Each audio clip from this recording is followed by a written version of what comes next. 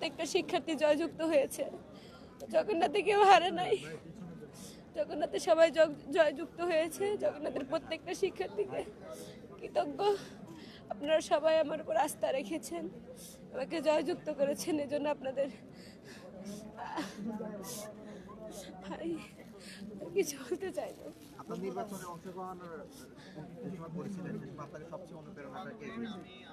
আমি যখন মনোনয়ন ফর্ম জমা দিয়েছিলাম, হাদি ভাই যেহেতু ব্যস্ত থাকতেন, আমি ওনাকে SMS দিয়েছিলাম। উনি সাথে সাথে কল ব্যাক করে সবার আগে বলছেন শান্তা জিতে আইতে হবে।